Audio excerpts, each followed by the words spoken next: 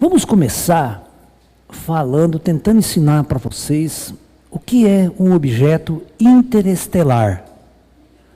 Tá? O que é um objeto interestelar? Então, deixa eu explicar para vocês aqui. E como que funciona isso?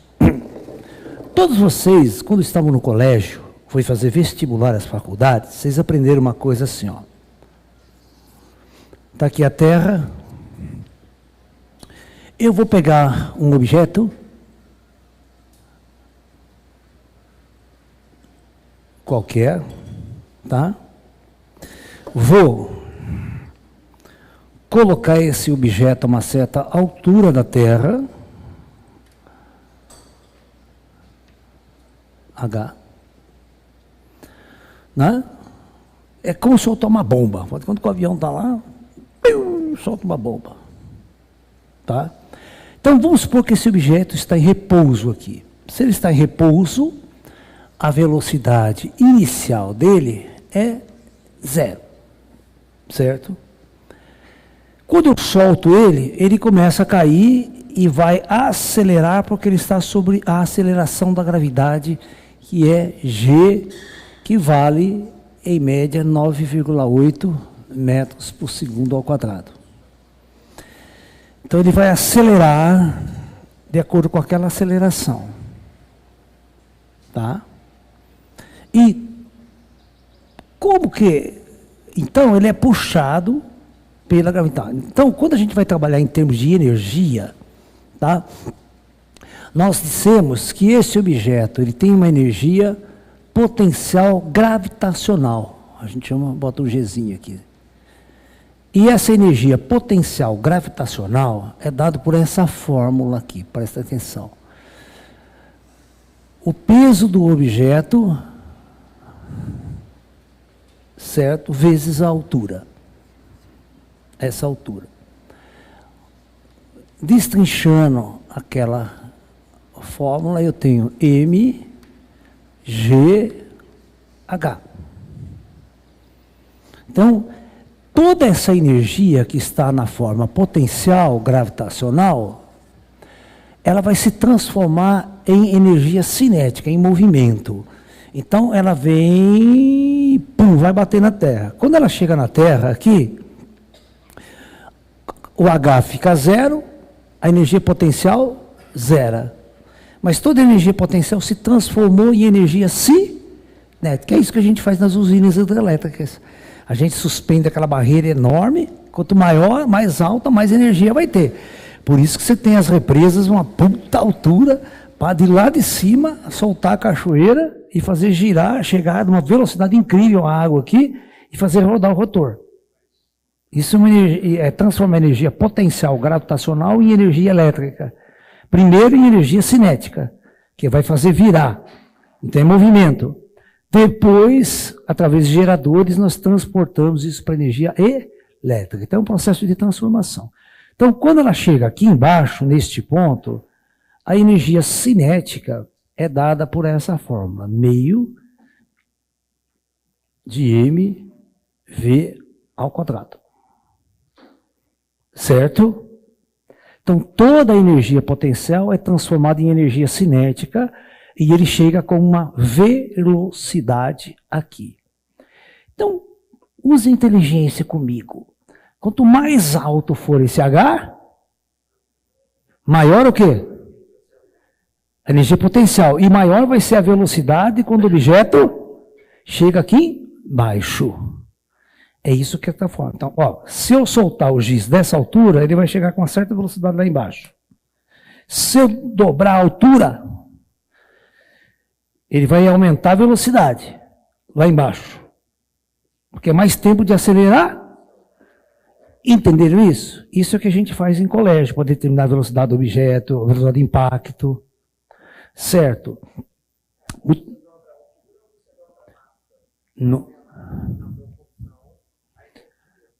Nós dobramos, se dobrar a altura, dobra a energia.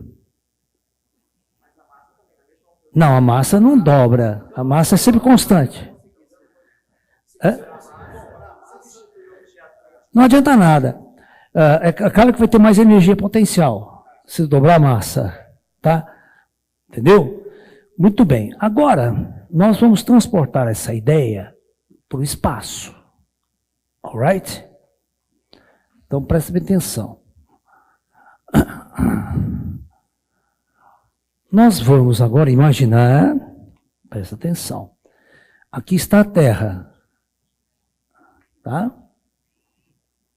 E eu vou colocar lá a altura da Lua agora, perto da Lua, esse objeto. Entendeu? Agora só os físicos vão entender, viu? Quem não é físico não vai entender. Menos ele. Eu não posso usar a mesma fórmula. Vamos supor por quê?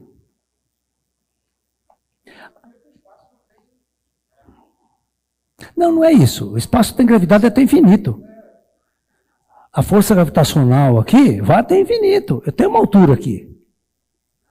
Ó, tem essa altura. Não importa se daqui até a Lua. Tá? Eu tenho H. Certo?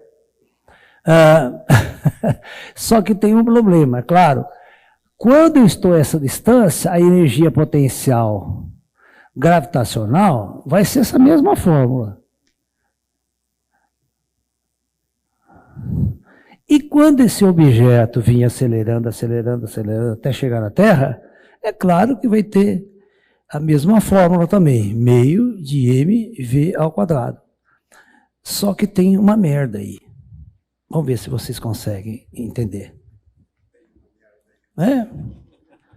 O problema é que o G é variável. O G não é constante. Quando eu fiz para aquele pedacinho, G valia 9, mas agora, o G, a grandes distâncias, o G é isso aqui, ó. Presta atenção. Gzão, massa da Terra, sobre R2.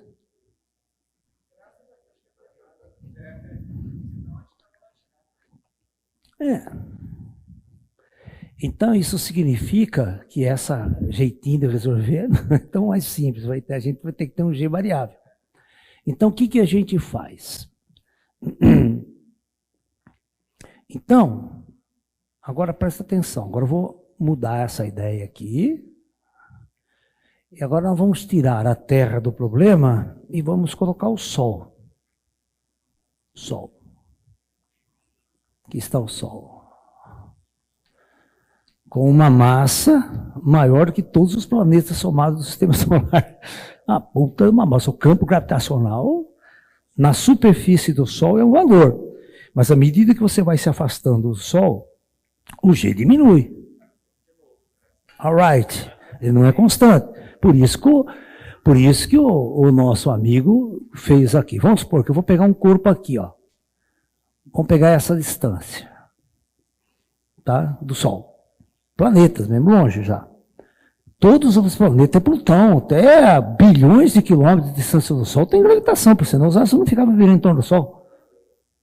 Ele ficava preso gravitacionalmente ao Sol, ele ia embora para o espaço. Então, agora eu vou mudar a ideia, eu vou colocar isso aqui, não H mais, eu vou colocar R. Então, Isaac Newton, muito inteligente, desenvolveu a ideia de que existe uma força de atração entre ambos. Um puxa o outro, segundo esta força aqui, né? Força gravitacional é o G grande, a massa do Sol sobre R2, vezes quem? Quem? Isso aqui não era G? Não, presta atenção. O peso do corpo é massa vezes G. Alright? Mas o nosso G, nós não falamos que quando a distância começa a ser muito grande é G irmão sobre R2? Não mudou nada. É só multiplicar pela massa do corpo em questão. Então, essa aqui é a massa irmão, massa do Sol. Entendeu? Então, existe uma força. Mas só que essa força, ela é variável com a de... Quanto mais perto, mais força. Então, para vocês entenderem a coisa, tá? Então, mas o Isaac Newton falou que força, professor, é massa vezes aceleração, né? Então, vocês vão perceber que a aceleração é força sobre a massa. Então, vocês concordam comigo que à medida que esse corpo vai se aproximando do Sol, a aceleração vai aumentando, porque a força não é constante. A força está variando com a distância. Então, a aceleração está variando com a distância. Então, eu tenho aí um movimento uniformemente variado na aceleração. É variado. A equação primária dele vai ser cúbica. Bem complicado. Não é tão simples. Mas o Isaac Newton resolveu todos esses problemas. Então, agora vamos lá. Entenderam isso, né? O porquê que quando um astro vem se aproximando, ele vai aumentando a sua velocidade, mas ele aumenta não constantemente, ele aumenta a aceleração variável. Tá? Todos vocês costumam pegar, quando o G é constante, você tem a famosa equaçãozinha de Galileu, né? S igual a S0 mais V0t mais meio de AT ao quadrado. Essa é uma equação de segundo grau, quando a aceleração é constante. Mas quando ela não é constante, ela é variável, vai ao cubo essa equação.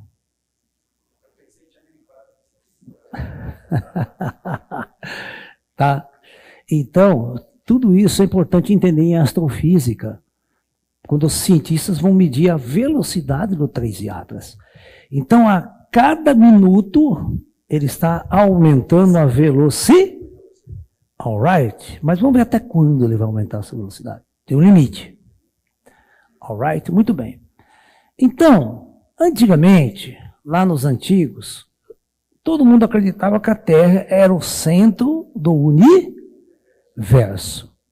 Mas depois veio um cidadãozinho chamado Nicolau Copérnico. Falou, não, gente, não dá certo ficar olhando assim. Se a gente entender que o Sol é o centro e todos os planetas giram em volta, fica mais fácil de entender. Mas só que o Nicolau Copérnico, ele imaginou que todos os planetas giravam em órbitas circulares, perfeitamente circulares ao redor do Sol. Coisa que não é verdade. Aí veio outro cientista chamado Johannes Kepler, um grande matemático, que passou a estudar as tabelas de posição do planeta Marte durante 30 anos, medidas pelo astrônomo Tycho Brahe. Tycho Brahe era um milionário, era um rico, na época, muito rico. Ele contratou, e ele gostava de observar o céu e fazer medidas muito precisas. Não tinha telescópio, não tinha nada. Ele media com um sextante gigante. Uma régua gigante. Imagina que você, um tubo gigante, você mede angulação só. Você entendeu ou não? Não. O planeta Marte, ele anda no céu. Então, o planeta Marte, cada dia está numa posição no céu. Assim como a Lua. Ele ia medindo por dia quantos graus o planeta andava. Certo? Quantos graus o planeta andava por dia. Só que Carlyle começou, se a órbita fosse circular, ela seria constante. Então, todos os dias tem que medir o mesmo grau. Uma coisa. Mas ele percebeu que ele falou, Carlyle, o negócio vai passando, o grau vai aumentando, cacete. Se o grau está aumentando... Não, ainda não. Ainda não. Ele só percebeu que o planeta acelerava. Caralho, como é que um astro pode acelerar e numa órbita circular? Qual o fator que faria? Não tem como, a força centrípeta é constante. Então ele teve que imaginar que a órbita não era circular para caber nas ideias. E aí ele foi mexendo. E ele era religioso pra caralho. Ele acreditava nessa bosta que os esotéricos inventaram, que é uma bosta. Como é que fala? Como é que é o termo mesmo? Geometria sagrada. Ele acreditava em geometria sagrada, ele achava que Deus era perfeito. E se Deus era perfeito, ele tinha que fazer circular, porque o círculo é uma obra perfeita. Ele ficou com isso na cabeça, ele não queria contrariar Deus.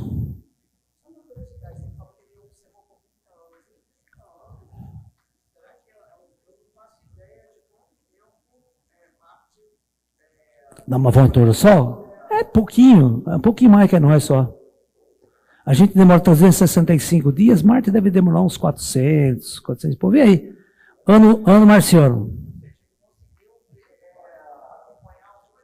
Umas 30 órbitas, conseguiu mais de 30 órbitas, umas 20 e poucas órbitas.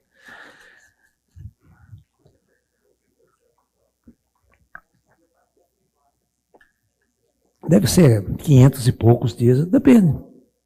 Pela distância que ele está.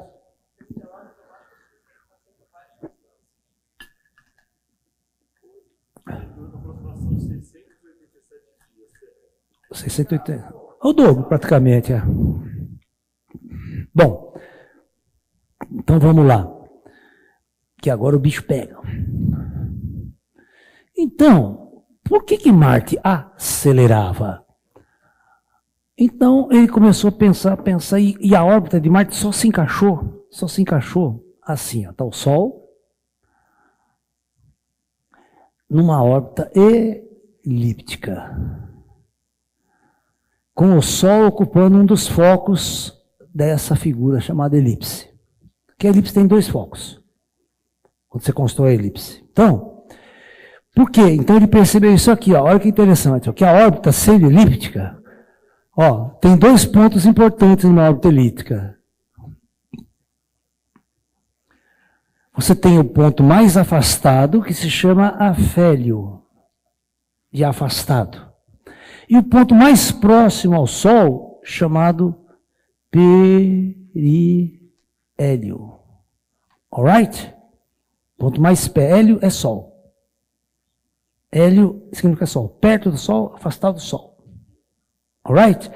Então, ele percebeu que o planeta, quando ele estava nesse ponto mais afastado, a hora que ele começasse a vir para cá, ele começava a se aproximar do... E quando alguma coisa se aproxima do Sol, o que acontece com a sua velocidade, que nós agora mesmo discutimos? Ele acelera, porque o Sol está puxando e o G do Sol está variando. Então, aí não é um movimento uniformemente variado. Tá? Segundo as equações de Newton. Então, olha só. Esse astro, ele vai aumentando, a velocidade aumenta, até ele chegar no ponto mais perto, como se ele batesse na superfície do Sol. Então, a velocidade aqui é máxima. Mas assim que ele atinge esse ponto com velocidade máxima, ele começa a se afastar do Sol. Se ele começa a se afastar, ele vai sofrer uma força contrária para frear ele. Então, teoricamente, ele vai... É como se eu jogar um giz para cima. Estava descendo, estava aumentando. Ele bateu no chão e voltou. Quando ele voltou, ele vai freando até parar de novo e descer. Ele vai ficar... É como se o planeta ficasse batendo e pulando. Só que ele não faz isso. Ele vai orbitando assim, não para. Porque não tem nada para frear o planeta. O espaço não tem nada, não tem atrito, não tem nada. Muito bem, então, quando ele chega aqui, a velocidade dele é mínima. Então, o movimento dele é assim, ó, sai, vai freando, até chega e volta acelerando. Então, esse é o movimento de todos os corpos celestes que giram ao redor do Sol. Alright? Alright. It's very good, nice para chuchu. Tá? Então, agora, com esse conhecimento que vocês têm, todos os planetas giram em órbitas elípticas. Porém, contudo, todavia, as elipses devido a certas condições, ela tem um fator chamado excentricidade.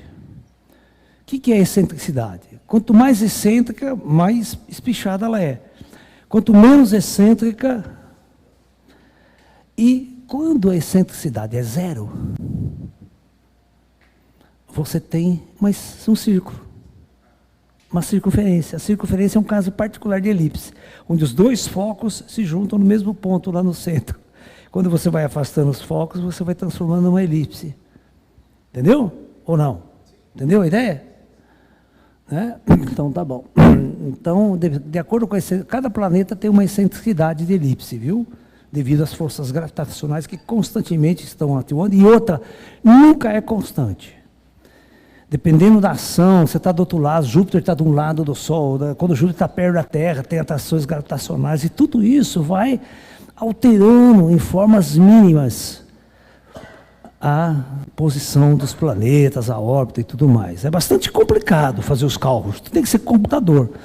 A gente faz muitos cálculos aproximados, tá? Mas hoje em dia, com os computadores e com as fórmulas que a gente desenvolveu, ele faz rapidinho as contas. Né? Então, vamos lá. Agora, eu vou explicar para vocês que nós temos o Sol aqui, tá? E eu vou colocar para vocês aqui, essa vai ser a órbita de Plutão, hein? Plutão. Não, não é. Não. Calma. Por que a gente rebaixou Plutão? Plutão não é mais planeta. É um planetoide. Ele é menor que a nossa Lua, Plutão. Menor que a nossa Lua. Uma bostinha lá em cima. Só que Plutão está a 6, presta atenção, ó, Plutão está a uma distância média de 6 bilhões de quilômetros do Sol. Tá? Muito bem.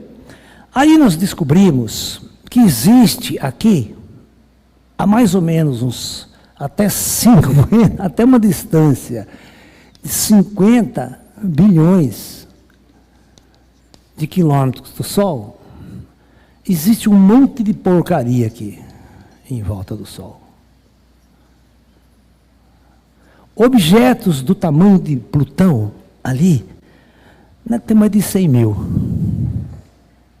Já pensou se você colocasse Plutão como planeta?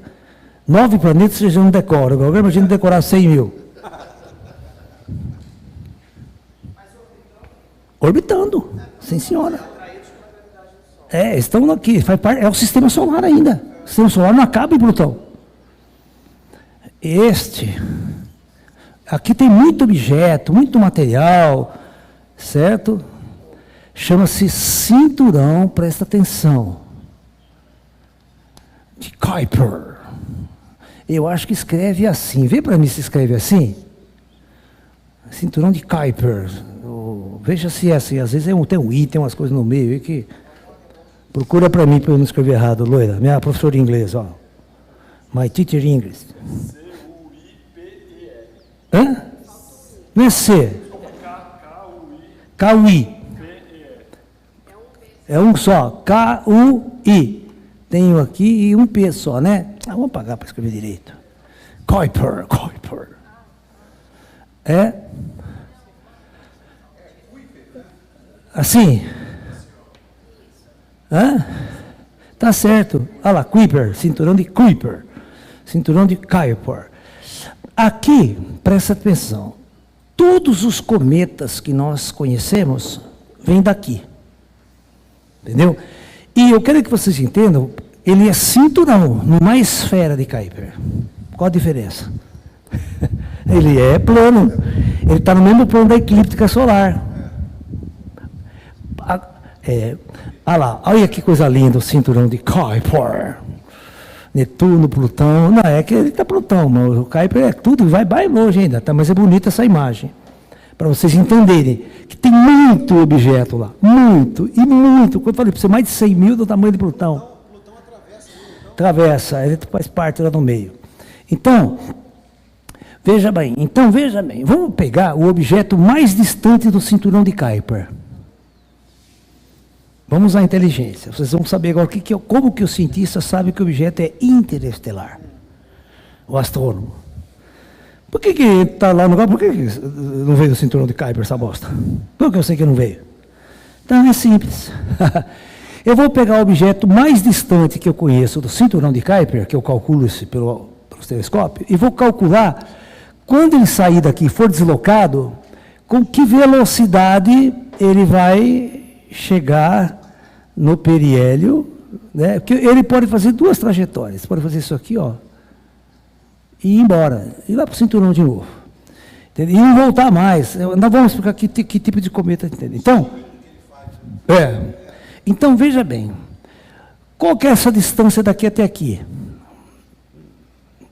Então, essa distância, se eu colocar naquela fórmula, na view anterior, vai dar a velocidade máxima dele. Certo? Não vai dar a velocidade máxima quando ele chegar ali no periélio? Então, o que eu faço?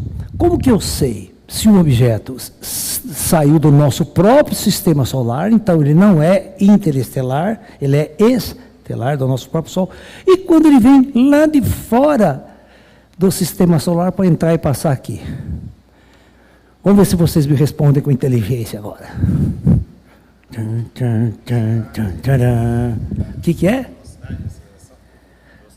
Claro, se ele vem de mais longe, o que ele tem que ter? Velocidade muito má? É a mesma coisa. Soltei dessa altura, chega. Se eu vim de mais alto, a velocidade é má. Então, a medida da distância, então o cientista sabe que distância ele está do Sol. Sabe o ângulo que ele está entrando. Então, o cientista sabe exatamente quanto que ele vai passar mais perto do Sol. Então, o cientista vai calculando a velocidade. Então, se eu pego na distância lá de Júpiter, Saturno, ele está com uma velocidade muito alta, ele não é estelar. Ele é interestelar, porque ele veio de muito longe. Então, a gente desconfia quando começa a medir a velocidade do objeto, porque é fácil medir. Você tem uma foto hoje, uma foto amanhã, vai tirando foto.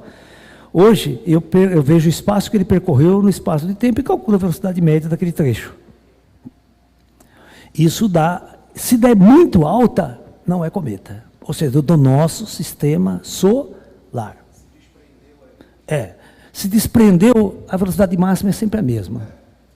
Os cientistas já estão acostumados. Então, por isso, só que até agora, os cientistas só identificaram 3 objetos interestelares até agora. Nunca vem gente com gente de fora. Sempre é não. Então, os cometas, ou objetos que saem do cinturão de Kuiper e vêm em direção ao Sol, pode ter 3 tipos de trajetória. 3. Vou colocar o Sol aqui, ó. Grandão agora. Então, eu tenho um objeto lá, que está lá no cinturão de Kuiper. De algum motivo gravitacional ele se descontrola. Os cientistas já estão achando planeta lá, vai achar planeta lá, estão descobrindo um planeta do tamanho de Júpiter lá no meio ainda.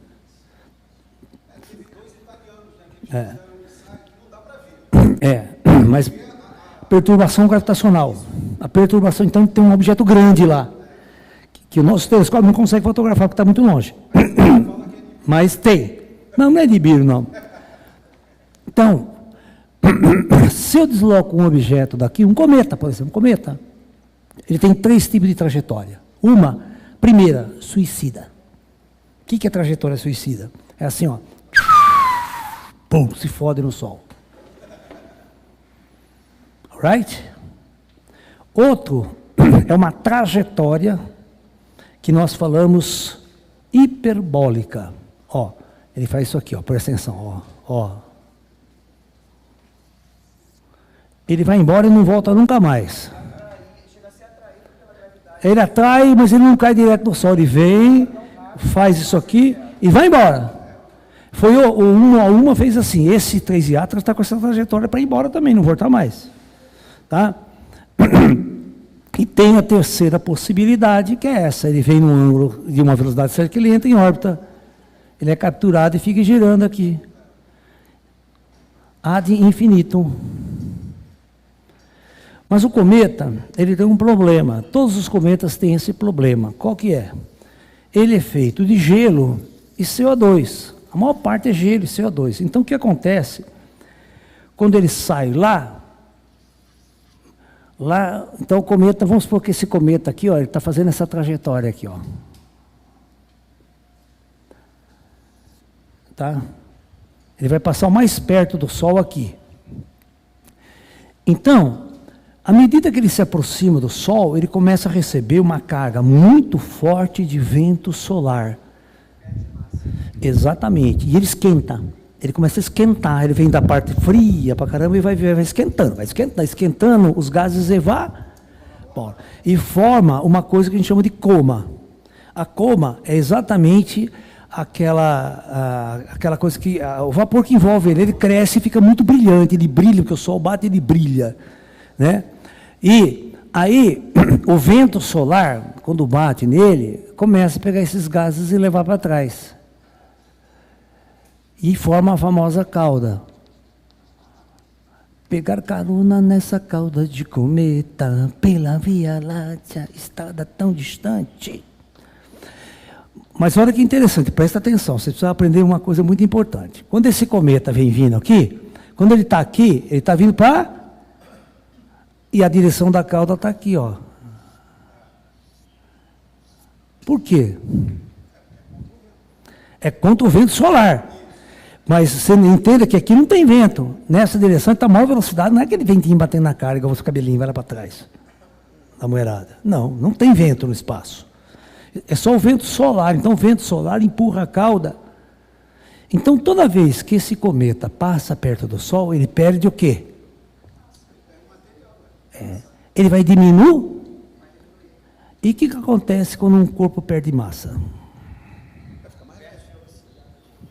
Ele perde o quê? E o que acontece com a órbita dele quando ele perde massa? Não. O que acontece? Geralmente, o cometa pode ter uma órbita assim, ó. Ele passa uma vez, vai. Na próxima, ele perdeu massa, ele vai fazendo isso agora, ele vai se aproximando do Sol. Ele vai perdendo massa até que uma hora ele vai para o suicídio. Vai para o suicídio. Suicídio. Ele vai perdendo massa, vai caindo, ele vai, pum, cai. Perde velocidade, ele é atraído. Ele perde massa, perde energia potencial, que a energia potencial depende da massa. Ele perde massa, cai a energia, cai a velocidade, ele vai fechando a órbita até cair no Sol. Isso se ele for grande o suficiente para fazer isso. Senão ele já morre na primeira. Então, essas são as características das órbitas de objetos que vêm ao redor do Sol. Perfeito?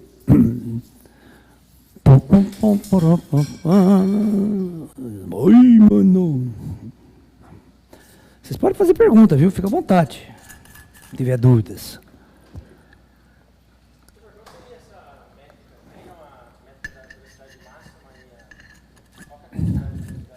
Tem. Então, um objeto, mesmo sendo interestelar, ele sempre vai ter uma velocidade máxima. Nunca vai passar daquele valor.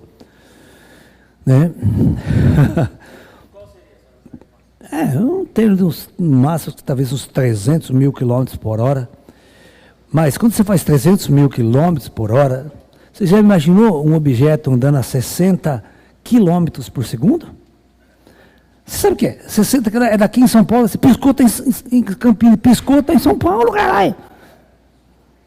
É um segundo. Puf, puf, ao relógio seu. Tuf, tuf, tuf. Não, a velocidade da luz é 300 mil quilômetros por segundo. Você nem pensa, não dá nem para pensar na velocidade da luz. Já foi. Né? É igual aquela cidade, que você passa, bem-vindo. Olha atrás da placa, volte sempre. Tão grande que é a cidade. Ai. Oi. Não, as distâncias são muito grandes. Gente, quando vocês olham aqui, parece que está tudo coladinho com o outro, né? Mas a distância média entre os objetos aqui é de 2 mil quilômetros, 10 mil quilômetros. Não vai bater nunca. É muito raro. Dá umas pancadinhas, mas, sabe? É que vocês acham que quando a gente desenha assim, você vê aqueles filmes que as naves ficam desviando de pedra. Não existe isso. Os objetos estão no mínimo 2.000 quilômetros de distância um do outro, no cinturão de asteroides em volta da Sol. É muito grande, é muito longe. Você pode passar que não bate em nada. É você pensar que 2 enxames de abelha estão vindo em reta de colisão, enxame de abelha. Só que a distância média entre uma abelha e outra é de 10.000 quilômetros. Qual que é a chance de bater uma na outra? Vocês têm que entender que as coisas não são como parecem em filme de ficção científica, tá? Eles não são tão densos assim, os cinturões. E nós temos um... Por que quase não bate asteroide na Terra, não bate cometa na Terra? Porque nós temos um protetor, na verdade 2 grandes protetores da Terra, é Júpiter e Saturno. Quando ele tem pouca velocidade, pouca energia, quando ele sai lá do cinturão de Kuiper, o Júpiter já pega o fé da puta para ele, já come ele. Porque Júpiter tem muita massa, então ele tem muita força gravitacional. Então ele vai atrair os cometas primeiro que o Sol. Então ele é um escudo protetor da Terra. Certo? Cai tudo lá em Júpiter, você viu, né? Há tempo atrás, nós vimos o Shoemaker-Levy, que foi vinha vindo um cometa, a atração gravitacional do Júpiter é tão forte que desviou, e quando ele chega perto, quebrou ele em 9 pedaços. E ele foi batendo um por um, você viu? Pá, batendo em Júpiter, e a gente fotografou, filmou da Terra os impactos pelo telescópio Hubble. Pela primeira vez a gente pegou os impactos de Júpiter ao vivo, pô. E a cores, entendeu? Então, se não tivesse Júpiter, nós já tínhamos morrido aqui também. Vocês veem quanta causalidade tem para nós existirmos na Terra, sem estar extinto de uma hora para outra. Então, parece que a Terra foi muito bem pensada, né, para implantar a vida no lugar que ela está, na posição que ela está, o Júpiter gigante gasoso para proteger a Terra de impactos de asteroides e cometas. Muito bem. Agora eu vou fazer uma pergunta que não quero calar. Essa ninguém vai responder, vocês não vão conseguir responder. Por que todos os corpos celestes estão num plano? Por que não está numa esfera?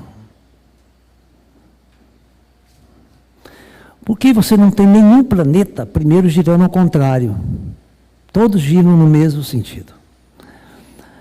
Outra, por que você não tem um planeta? Você tem aqui um planeta girando. Por que você não tem um planeta girando 90 graus assim?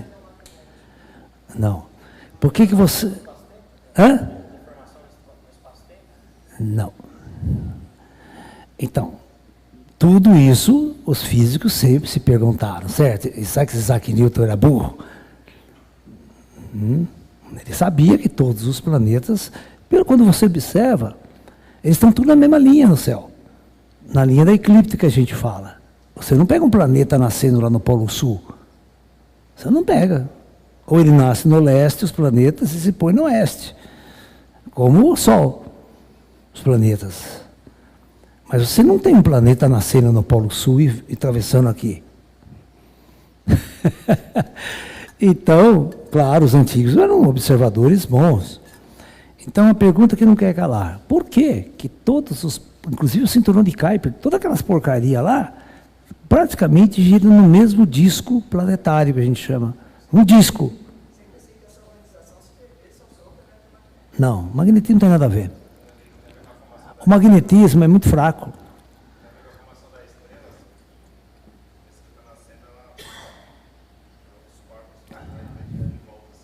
Isso sim, isso é o começo. Quando você tem um potencial, gravitacional, né? Quando corpos são atraídos por um ponto gravitacional, necessariamente você força todo o sistema a girar. Isso é natural, isso é a força de Coriolis, né?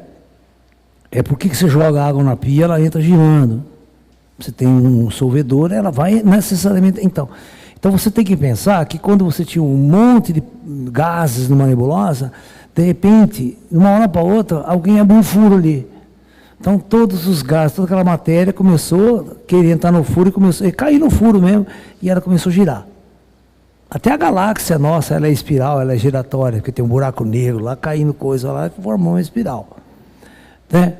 Então, esses detalhes são importantes. Agora, deixa o titio lá explicar para vocês. de energia natural. A natureza cria esse tipo de situação. E agora eu vou explicar para vocês. Vamos supor que eu tenha o Sol aqui. Essa é a linha da eclipse, onde todos os planetas estão distribuídos, inclusive todo o material do cinturão de Kuiper. É claro que tem uma pequena inclinaçãozinha, mas muito pouca também, por causa da instabilidade do sistema. Mas não é, mas você não tem um planeta girando aqui assim, por exemplo, ó, num ângulo muito grande em relação à eclíptica. O planeta girando aqui. Você não tem. Agora, por quê? Titio Laércio te explica. Tá? Porque é minha área, sou astrofísico, né? Se eu não soubesse também, pode mandar para o primário. Então, o Isaac Newton, muito inteligente, né? Ele percebeu aqui, vamos pegar que Júpiter está aqui. Se qualquer planeta, qualquer astro fosse capturado pelo Sol e começasse a girar assim, porque veio de fora do sistema, não faz parte da original, ele vai começar a virar aqui, mas ele vai começar a virar aqui, mas ele vai sofrer o quê? Com o passar do tempo, o que você acha que vai acontecer? Ele vai ser forçado a entrar na eclíptica. Ele é puxado pelos planetas que estão no plano. E com o passar de milhares de anos, ele é forçado a alinhar e ficar no... Porque ali a força se estabiliza. Ele não vai passar para baixo. Ele não vai fazer isso aqui. Ele pode até ficar oscilando um tempo até encaixar na órbita eclíptica. Por causa da distribuição do sistema de força gravitacional. Só isso. A gravidade é que manda em tudo no espaço. Não é campo magnético, é gravidade. Tá? Então, os corpos magneticamente são neutros no espaço. Você não sabia disso? O magnetismo não funciona no espaço. Porque os corpos são neutros. Um não atrai o outro magneticamente. Porque eles são neutros eletricamente. Então, basicamente, o que nós temos aqui é, com o passar do tempo, um sistema de forças gravitacionais que força o planeta a estabelecer. Por isso que todo o cinturão de Kuiper está no mesmo disco. Não está esfericamente distribuídos ao redor. Porque com o tempo esses corpos vão ficar num disco. Perfeito ou não? Mais um motivo para eu saber quando um objeto é interestelar. Se ele não vier no plano da eclíptica e vier no ângulo de entrada, fudeu. A gente já sabe que esse objeto não é da casa, não é gente da casa. Vem de fora. Vem encher o saco aqui. Entrando pela porta dos fundos. Ou seja, mede-se também o ângulo de entrada em relação exatamente, minha filha. É exatamente isso que os físicos fizeram. E por que o 3 Atlas deixou todo mundo de boca aberta? Falou, calaio. Calaio. Vou dar um motivo. Um motivo, que nós vamos ver agora. A internet não ensina isso para vocês. Vocês pegam aquelas coisinhas vagabundas, que informação, porque mudou de cor, porque pintar de verde. Parece LGBT, né? Fica bom de cor. Bom, então presta atenção. Eu vou pegar o Sol e vou pegar o plano da eclíptica, que é esse aqui. O que intrigou os astrônomos, falou, calaio. Um objeto interestelar, se ele for interestelar, pode vir em qualquer direção, certo? Ele não faz parte daqui. Olha as possibilidades que um objeto tem de vir de qualquer direção no espaço e entrar a ser capturado pelo Sol. Quando ele for capturado pelo Sol, ele vai ser capturado em qualquer ângulo que dá aqui. Depois, com o tempo, ele se estabiliza. Se ele não for embora, não morrer, depende do ângulo, tá? Mas esse filho da puta, do 3 Atlas e Atlas, ele entrou exatamente no mesmo plano. 3 e Atlas.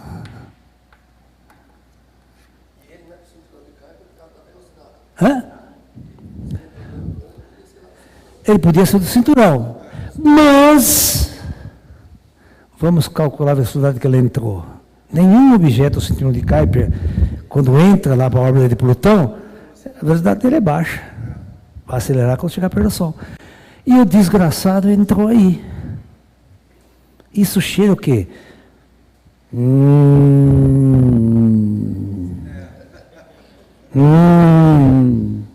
Isso que está deixando... Por quê? Por que ele tem vantagem quando ele entra aqui? Eu vou explicar as vantagens.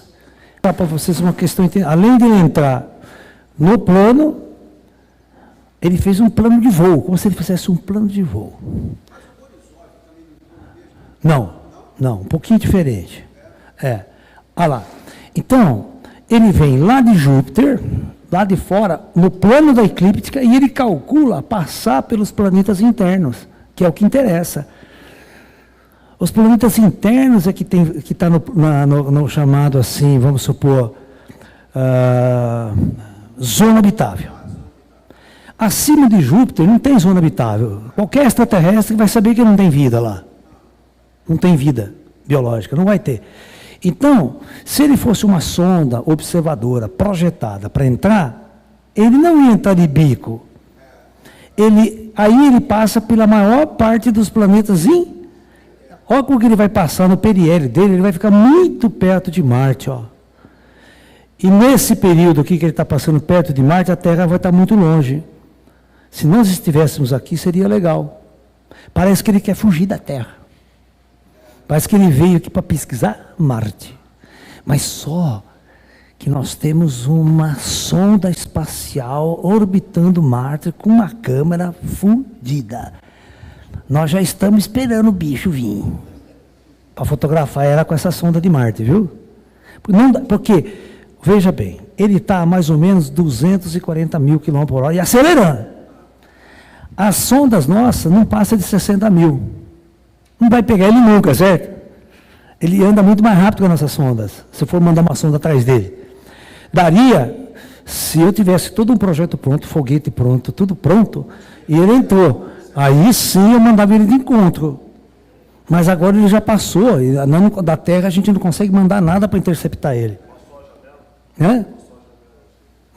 Passou a... Nós não temos como alcançar ele, entendeu? Por maior que seja a minha velocidade. Ó, se eu estou aqui, lanço uma sonda, ele está lá longe, ele vai tão rápido que ele passa, a gente não consegue encontrar ele. Porque ele vai chegar aqui, ó, nesse ponto que a gente chama de periélio, ponto mais perto do Sol. Mas você viu que a órbita dele é muito aberta? Então ele está entrando com a intenção de fazer qualquer coisa aqui e ir embora. A intenção dele é ir embora. Presta atenção, uma coisa muito importante. Coloca aqui para mim aqueles recadinhos. Objeto em direção à Terra. Ele não está vindo em direção à Terra porra nenhuma, gente. Entendeu? A teoria da conspiração. A teoria da conspiração, que você vê em todos os cartazinhos lá. Um objeto 27 vezes maior que a Terra. Já é uma mentira. Ele não é 27, ele tem 50 quilômetros, 40 e poucos quilômetros só de diâmetro. Não, grande, é uma bosta. Alerta máximo, cientistas afirmam que um objeto hostil está vindo em direção à Terra. Vocês viram que ele vai embora. É um visitante interestelar, assim como o 1A1 foi embora, não deu satisfação para ninguém, o 1A1 tinha 400 quilômetros. Não, que 400 quilômetros? Tinha 500 metros. 500 metros. Por exemplo, esse objeto tem 40 e poucos quilômetros. Estão variando, na hora de calcular 25, estão variando o tamanho dele. Bem, se ele viesse para a Terra, para bater a Terra mesmo, não precisava ter tempo, não precisava ter porra nenhuma dentro dele. Fudia com a Terra. Se um objeto de 5 quilômetros, bater na Terra, é extinção em massa. Extinção em massa. Agora, um de 40 quilômetros, o que você acha que vai acontecer com nós aqui? Não tem para onde correr, via, não tem para onde esconder. Extinção em massa na Terra. Então, ele não está vindo... Ó, Laércio, presta atenção, todo mundo que está me ouvindo aí, ó. Ele não está vindo até agora para a Terra. Até agora. Isso não significa, se ele for uma nave estelar, realmente, ele faz a curva. Uma correção de curso e vai dar um tchau para os humanos. Cambada de corno terrestre. Pô, vai embora. Olha lá. Telescópio detecta em rota direta para a Terra.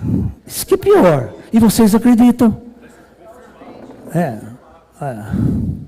Você está me entendendo? Então, é uma coisa tantamente bestial. As pessoas fazem isso para vender, entrar no site do cara, dar visualização, entende? E o Lalá está aqui para esclarecer. Lá, o 3 Yatas alterou sua cor e existe chance de atingir a Terra. Só porque ele mudou de cor. Agora, como que o Laércio explica a mudança de cor? Um cientista astrofísico explica a mudança de cor de um objeto. Vamos supor que ele fosse não estou falando em nave. Até agora eu não falei em nave para vocês. Falei? Não.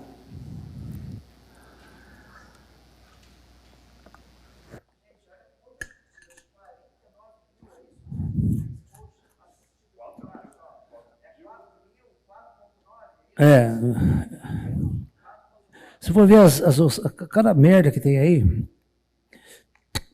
Então é muito importante que vocês entendam. Né? Agora, vamos supor, eu vou explicar como é que o objeto muda de cor. Quando ele está vindo longe, a temperatura dele está muito fria. Então, à medida que ele está entrando no sistema solar, ele vai esquentando e ele vai evaporando certos gases. E quando o Sol bate, quando a coroa dele aumenta, há um brilho, pode ser um brilho azul, tá? À medida que ele vai esquentando, chegando mais perto, ele vai evaporar outros elementos químicos. E nessa outros elementos que ele evapora, ele pode mudar de cor, a reflexão pode alterar a sua cor. Depende do elemento químico que ele está liberando na atmosfera dele. Ele cria uma atmosfera grande, viu?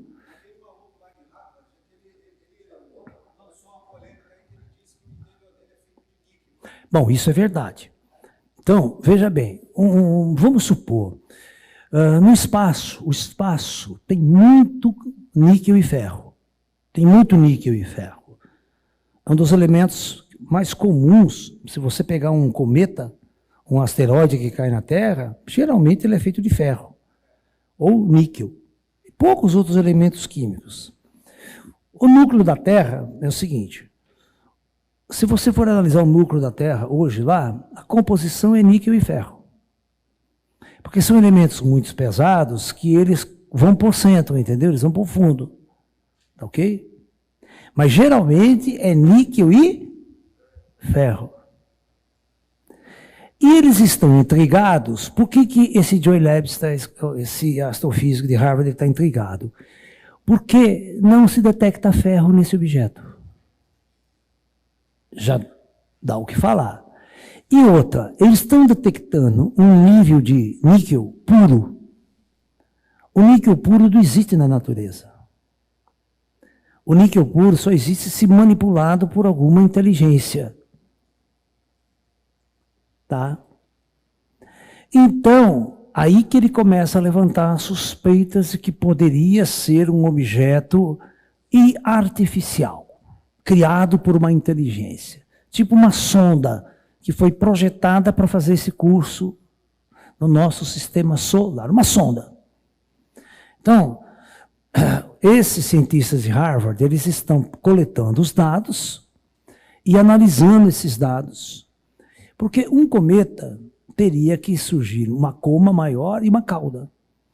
E no começo, eles não estavam identificando uma cauda, nenhuma coma. Agora, me parece que eles estão conseguindo fotografar uma cauda. Tá? Isso começa já a aproximar esse objeto de um cometa. E não de uma nave estelar, por exemplo, não liberaria gás nenhum para a atmosfera, né? Uma nave estelar, né? A não ser, aí vem a outra teoria. Eles querem camuflar, disfarçar a nave interestelar de um cometa para nós aqui. O níquel.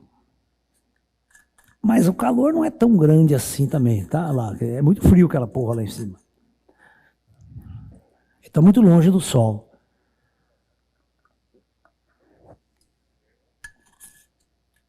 Então, é o seguinte. Então, todos esses fatores estão sendo levados em consideração para avaliar qual é a natureza desse objeto. Mas o que esses cientistas estão também jogando lenha na fogueira? Os cientistas estão jogando lenha na fogueira. E quando cai na internet, os ignorantes já vai multiplicar por 1000 esse negócio, certo? O cientista falou que está vindo para a Terra. Ele não falou que está vindo para a Terra. Certo? Entendeu? Esse objeto foi calculado, aquela trajetória que eu coloquei para vocês, o periélio dele vai estar próximo a Marte. E a Terra está indo embora. Então ele vai embora. Mas qual que é o medo que todo mundo está com medo? Qual que é o medo central? Que quando ele chegar no periélio, mais perto do Sol e mais perto da Terra, ele não vai ser visível pela Terra. Tá? Porque o sistema solar está girando assim, ó. Então, quando ele está vindo aqui, a Terra ele vai ficar atrás do Sol. Então, nós não vamos ver nada dele. E aí o pessoal fala, e aí que o bicho vira e vem para a Terra? Pega a gente de surpresa.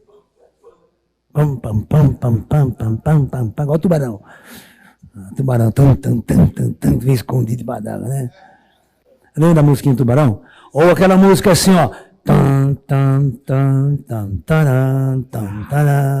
O Império contra-ataca. Né?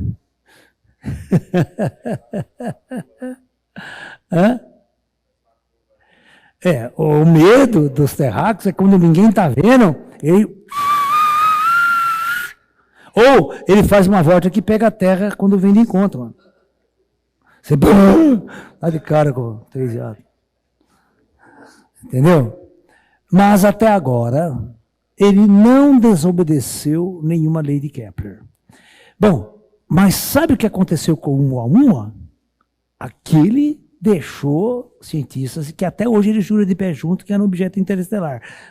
O Oumuamua, o Oumuamua.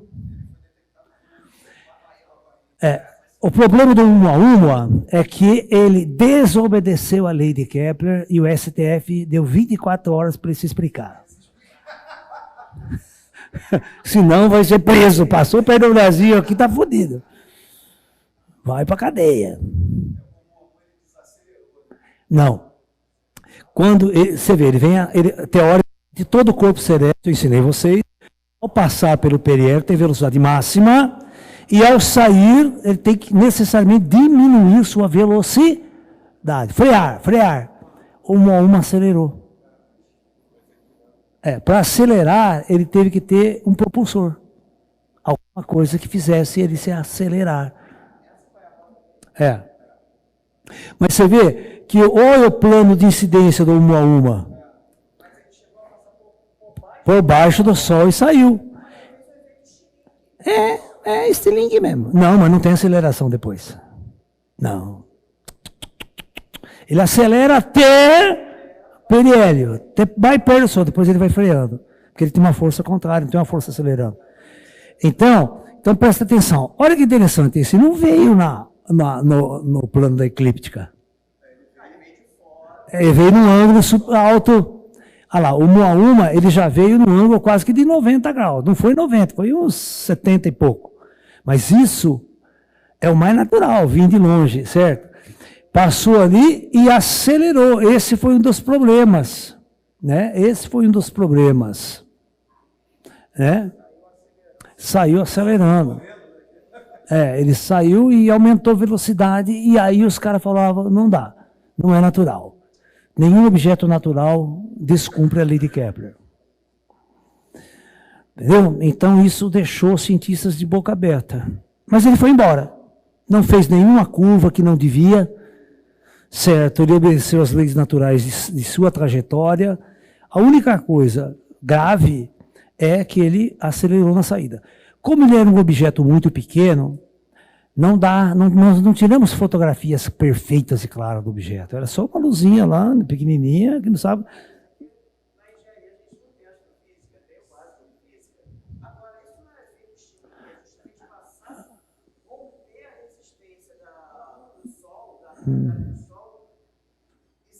Não, mas não sai acelerando, não sai acelerando, meu bem. Não sai acelerando. Ele acelera só até o periélio. É o estilingue. Aí quando ele sai, ele vai diminuindo. Está puxando ele de volta. O sol quer que ele caia no sol.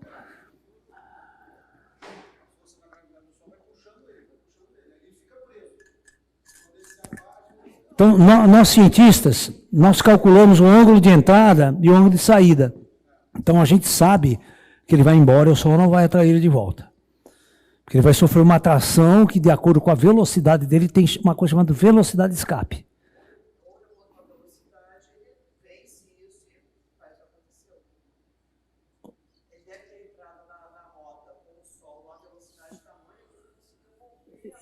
Isso, ele venceu, porque para ele ser capturado, o astro tem que, vamos supor assim, ter uma velocidade de escape, que a gente chama. Abaixo da velocidade, ele cai no Sol. Então, por exemplo, deixa eu explicar uma coisa. A Lua, a nossa Lua, ela foi capturada um dia. É impossível. A massa da Lua é tão grande, presta atenção, a Terra está aqui. Se ele vier, todo astro vem com uma velocidade x no espaço, tá? Ao passar próximo da Terra, a massa da Lua é tão grande que a inércia dele é tão grande que ele vai embora. A Terra não tem força para puxar e prender a Lua na órbita. Não tem. Tá? Então, na teoria da existência da Lua, você não pode dizer que a Lua é um astro capturado. Diferente da Lua de Marte. A Lua de Marte, Phobos, olha que interessante. Phobos tem duas luas, uma gira de um jeito, outra do outro lado. Isso cheira, e ela é pequena, parece um pedaço de rocha, ela não é nem redonda, a Lua de Marte. Ela é toda disforme, parece um asteroide. Porque ela tem poucos quilômetros de comprimento e de diâmetro. Então, aí dá para capturar, porque ela não tem massa. Ela vem, passa perto de Marte, a força gravitacional de Marte captura e prende ela. Não deixa ela sair nunca mais. Mas um astro do tamanho de nossa Lua, por exemplo, a Terra, por mais perto que passasse da Terra, ela não tem força para segurar. Porque a velocidade que ela já vem e a massa que ela tem, cria uma inércia no espaço. E essa inércia faz com que ela passe e vá embora numa órbita como essa daí, do 1 a 1. Ela orbita a Terra porque tem duas possibilidades. Ou ela está aqui desde a formação do sistema solar, ou um outro corpo celeste bateu na Terra, chocou com a Terra num ângulo. Num ângulo ele vem, ela bate no ângulo, isso tem até cálculo, né? O cientista diz que um planeta do sistema solar um pouco menor que a Terra, o tamanho de Marte, por exemplo, choca-se com a Terra num ângulo, e aí voa caco por tudo quanto é lado. Isso na formação do sistema solar lá. Aí, há muito caco, esse caco fica tudo girando em volta da Terra. E aí vai aglutinando com o passar do tempo e vira a Lua. Por tração gravitacional. Pedaço da Terra. Por isso que quando nós fomos à Lua e pegamos o material que tem lá, é a mesma composição dessa rocha da Terra. Não teve surpresa nenhuma com as rochas da Lua. Não teve nenhuma rocha que não existe na Terra. Tudo que tem lá tem aqui. Isso já conta a história.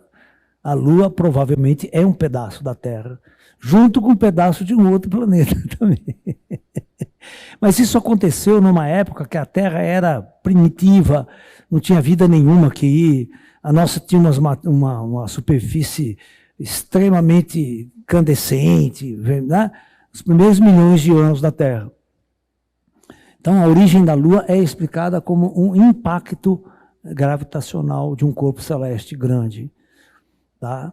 Ou, na própria formação do sistema solar, quando os planetas estavam se formando, muita matéria que ficava ao redor dos corpos planetários em formação poderiam formar a Lua também, nesse período.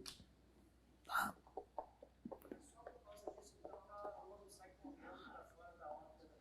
Não. Não, ela está estabilizada em órbita. Quando você estabiliza, ela não tem nenhuma força que vai empurrar ela para fora. Entendeu? Então, quando não tem nenhuma força, né? Mas a Lua, ela se afasta 4 centímetros por ano da Terra. Ela não gosta muito da Terra, não, né? Daqui uns bilhões de anos ela vai embora. Se continuar assim, desse jeito, com esse mau humor, né? Né? É lua de lua. Ai, ai.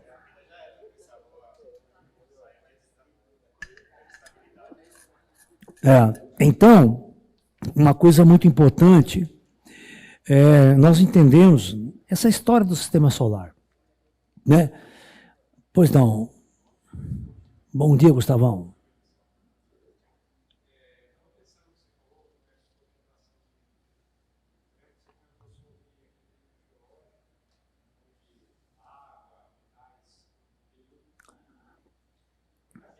É isso. Quando o sistema solar estava se formando, havia muito, mas muito material em órbita do Sol. Muito. Tá? E a gente chama esse período de bombardeio primário. O que é bombardeio primário? Muito material vai cair, porque o planeta está indo.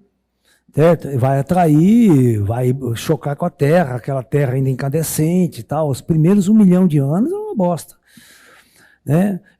Até passar bilhões de anos, e a maior parte do material que tinha no sistema solar já caiu nos planetas. Já limpou, ficou limpinho, bonitinho e tal. Por isso que as formas de vida são instaladas 4 bilhões, 3 bilhões de anos depois.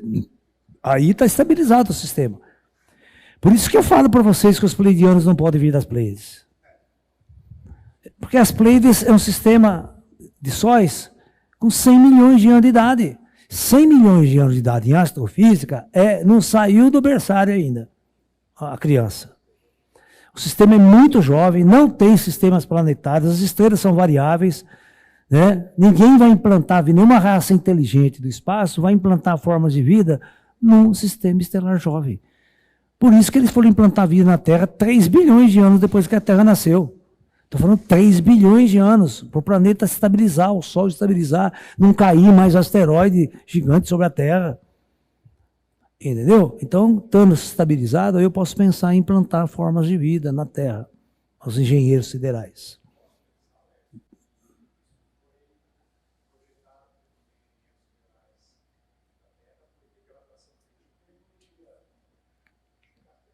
Então, Júpiter, esse nosso sistema solar, ele é muito bem pensado. O diâmetro da Lua também, a massa da Lua e a distância que a Lua está, deixa eu explicar para vocês. Se a Lua estivesse 10% mais perto da Terra, não ia ter vida na Terra. Se a Lua estivesse 10% mais longe da Terra, também ia foder nós aqui. Que causa instabilidade na rotação da Terra, dá muito terremoto, maremoto, o clima vira um inferno. Essas duas coisas. Olha que louco. Então a Lua está no ponto certo, na distância certa, que ela tinha que estar.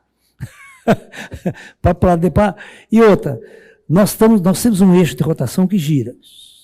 Se você tirar a Lua, o eixo faz assim, ó. É o peão. Aí terremoto e maremoto que ninguém segura. Você quer ver? Vamos olhar Vênus? Vênus é um inferno, não é? Vênus não tem lua nenhuma. Vênus é um problema sem uma lua estabilizando seus movimentos. E Mercúrio, tem lua? Também não. Ele está bem na fita, isso ele está, só que ele é um planeta gasoso, né? Um gigante gasoso, ele não tem superfície. A composição química de Saturno de Saturno, Júpiter, Urano e Netuno é um planeta gasoso, gigante, é a estrela que não deu certo. Ele não tem superfície sólida, ele tem basicamente é hidrogênio e hélio, é a mesma composição química do Sol. Ele vai ter uma superfície lá embaixo, Provavelmente de hidrogênio líquido. E hélio líquido. É hélio líquido.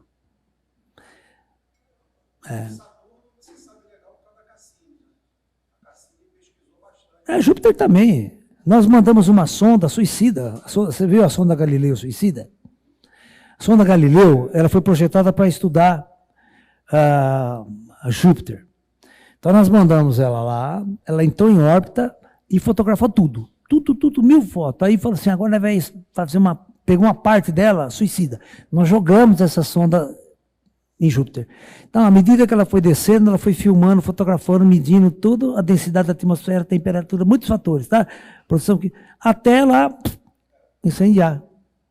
Como qualquer cometa nosso que entra, que meteoro que entra, ela incendeia, né? Porque a atmosfera é muito densa lá, ela pega fogo. Né? E, por exemplo, quando você tem uma ideia, quando a gente fala de o Shoemaker-Levy 9, porque o Shoemaker-Levy 9 é um cometa que foi detectado e ele explodiu, quebrou em 9 pedaços.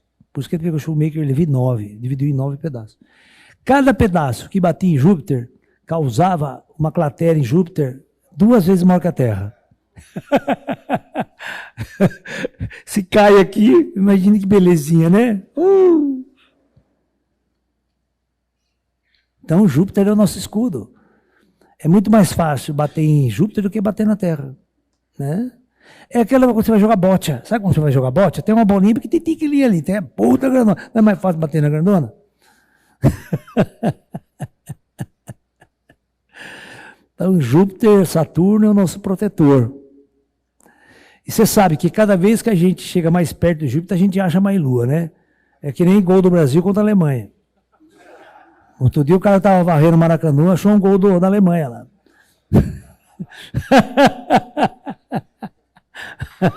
Né? Se fuçar, acha mais. A gente não viu.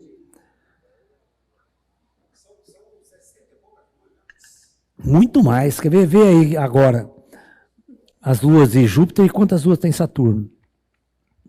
Aí vocês vão entender, né? Por que tem tanta lua. Tem uma lua em Júpiter, que é Io.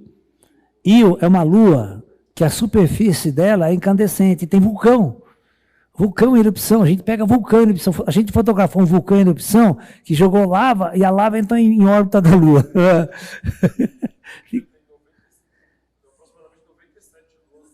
No, 97 luas. E Saturno? 274 luas. É muita lua para namorado nem botar defeito, né?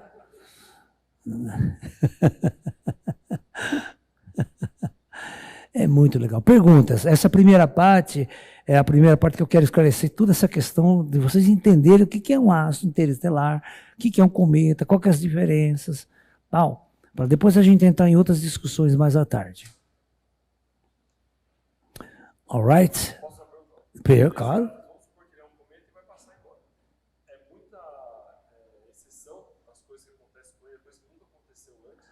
Então, qual que é o problema? Qual que é o problema? O problema é esse, presta atenção.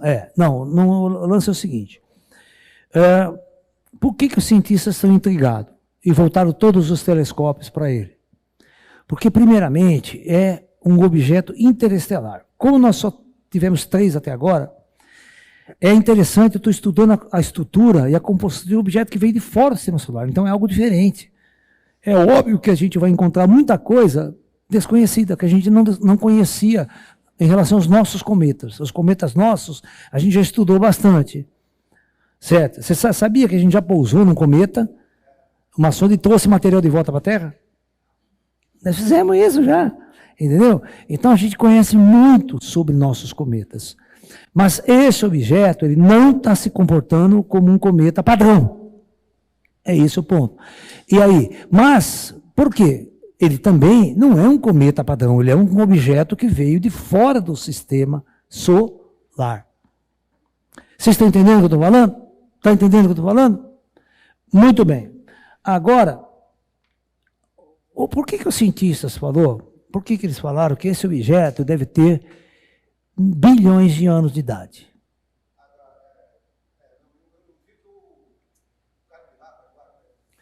Então, o Loeb.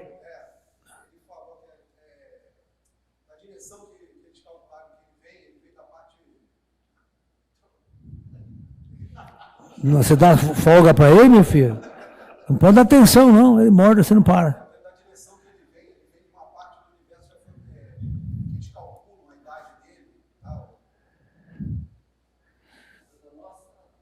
Então, mas por quê?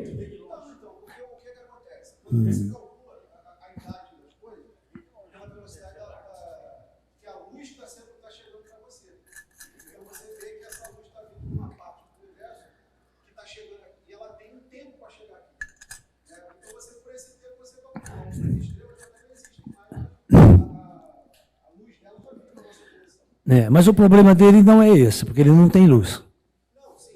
Tá? Então, mas vamos pensar com o titio Lalá. Eu vou explicar essa coisa para vocês aí. Né?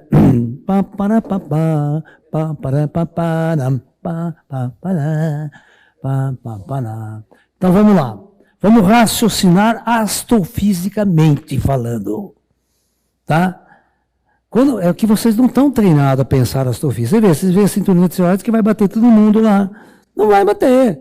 Tá? Estão muito distantes uma coisa da outra. Inclusive, todas as nossas sondas que passaram pelo cinturão de asteroide nem viram o asteroide perto. Passou, foi embora. Entendeu? Então, veja bem. Eu vou desenhar aqui o nosso sistema solar. Até com o cinturão de Kuiper. Esse aqui é o nosso sistema solar. Ok? Vamos pegar o sistema solar mais próximo de nós, que é Alfa Centauro. Vamos colocar Alfa Centauro aqui, ó. E o nosso cinturão de Kuiper aqui.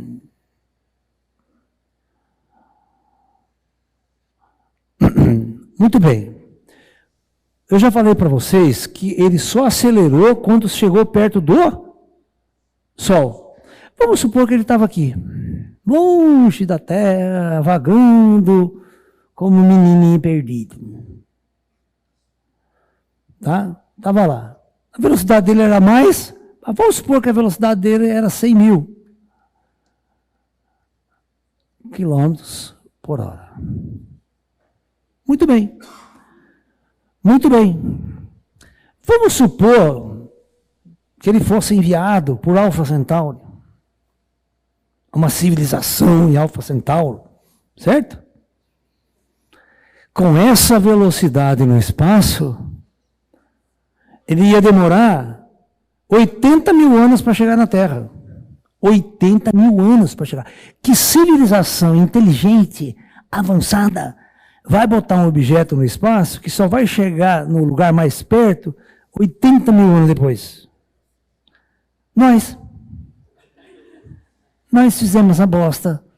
Nós pegamos a sonda Voyager, mandamos e botamos disco, né?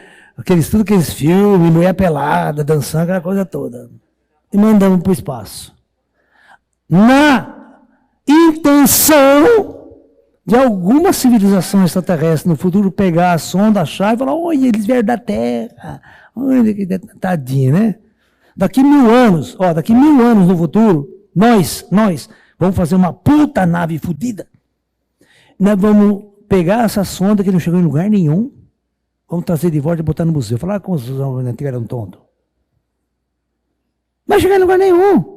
Você tem que pensar que daqui 80 mil anos, nós já exploramos Marte, casamos com as mulheres de Orion, já estamos fazendo putaria para o espaço. Entendeu? Já vamos casar lá com as pleiadianas.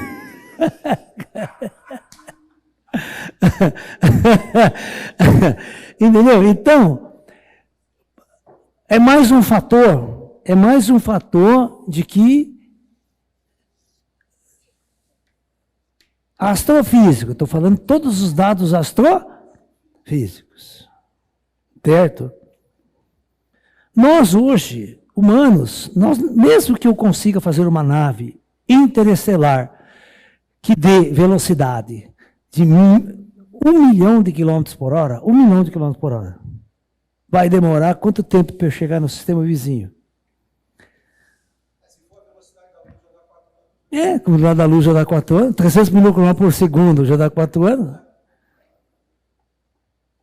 Então, raciocínio de vocês, a possibilidade de uma raça inteligente jogar um objeto no espaço dessa velocidade para explorar qualquer coisa.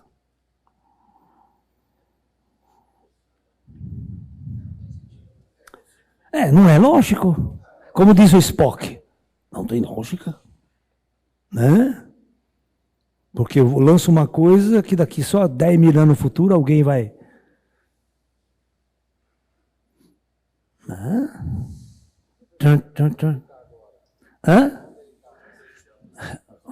Ele deve estar por aqui assim, ó.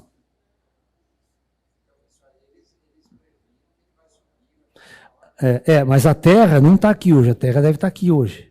Por isso que nós estamos observando ele bem.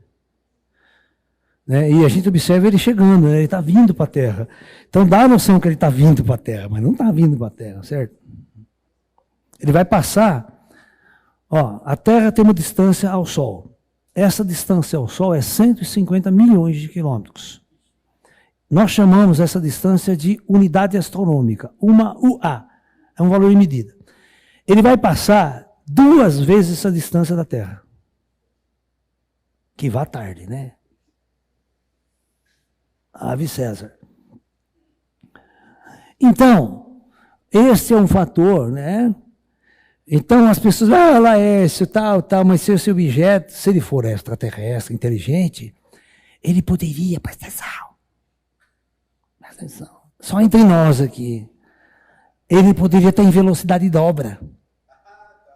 E sair de dobra a hora que entrou no sistema solar. Né?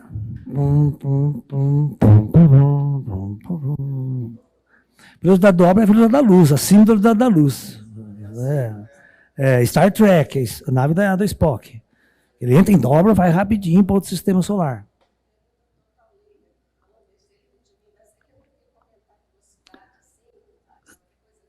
Se ele for natural, não. Só se ele for uma nave. Não. Natural não tem. Natural ele segue as leis que eu acabei de explicar para vocês aqui. As leis de Kepler. Tá? Se acelerar além do que ele poderia acelerar, às vezes confia que tem merda aí. Então, Laércio, ele poderia ser uma nave estelar que vem em dobra de outro sistema, ou seja, faz daquela estrela até aqui em um dia. Depois, quando ele chega, ele sai de dobra e vem em velocidade de impulso, que nós chamamos. Pode. Claro que pode. Entendeu? Mas nós vamos estudar neste fim de semana todos os fatores que podem estar contribuindo para que esse objeto seja artificial ou seja um objeto natural. E nós, pelo fato de nunca termos observado muitos objetos interestelares, ele tem todos parâmetros que não concordam com a nossa visão de cometa, de objeto natural, porque ele é novo. Ele vai exibir coisas desconhecidas para a nossa ciência astronômica. Né? Sim.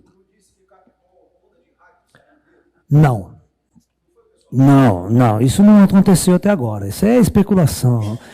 Tem gente, presta atenção, ó, a coisa é tão grave que tem gente que diz que pegou uma mensagem de rádio, traduziu, nós estamos vindo, estamos chegando. Eu não aguento essas coisas, sabe? Eu sou um esotérico, eu sou um espiritualista, eu sou um ufólogo, mas eu sou muito sério. Nada me engana. Porque eu tenho todo o conhecimento de astrofísica, certo? E eu estou lançando, relançando na verdade, porque esse meu livro foi lançado em 82, né? Introdução à Cosmologia e Astrofísica. Então, eu estudei muito tudo isso, então eu sei o que eu estou falando, entendeu? Então, eu sou muito sério, eu não sou um cara que vai chegar para você e falar, é uma nave. Tem gente já canalizando o ET do Três Iatras, que está lá dentro do Três Iatras, mandando mensagem para a Terra, estamos chegando. Na internet, cara. Ele vai ter Bilal, só pode ser. O Bilu já está aqui.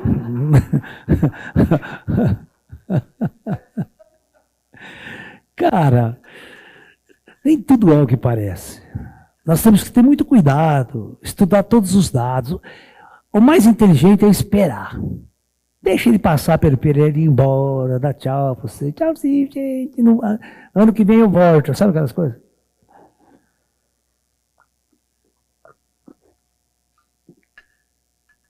Bom, perguntas, podem perguntar. Fiquem à vontade para tirar todas as suas dúvidas de vocês.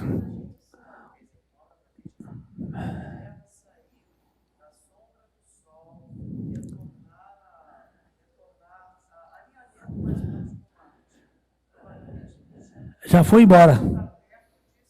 Não, já está indo embora já. Bye bye, so long, very well. 31 de outubro. Dia das bruxas. É esse o medo que a turma tem.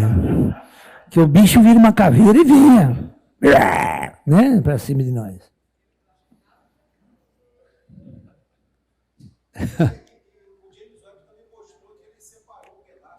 Então, tem essa desconfiança de que a frente dele tem um objeto na frente e tal.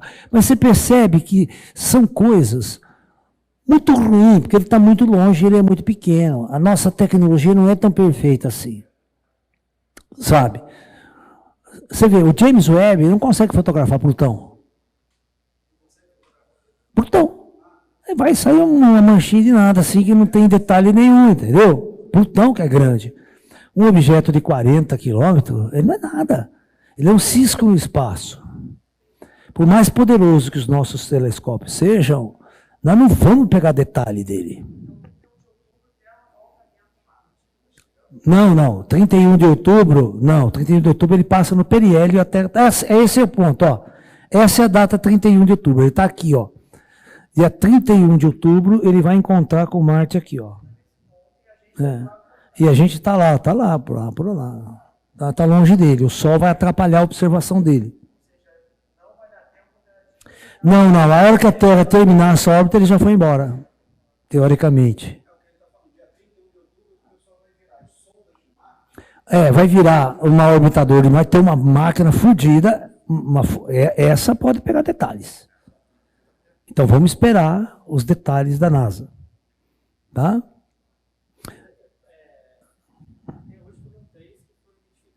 Sim, que são interestelar. É que antes nós não sabia, né? Se veio antes, nós não tinha muita tecnologia para pegar.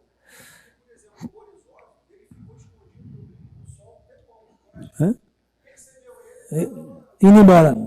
Estava indo embora. Quando o objeto ele é muito pequeno, a gente só detecta quando ele é muito grande. Certo? Quando ele tem um certo valor, os telescópios que ficam caçando, né, objetos no céu, nós temos telescópios que todas as noites ficam caçando cometa. São caçadores de cometa. Entendeu? Então, qualquer objeto diferente que entrar, ele vai detectar. Acima de uma certa massa, ele detecta. É o terceiro e o telescópio Atlas, que foi o que descobriu. O telescópio Atlas, que tem o nome Atlas.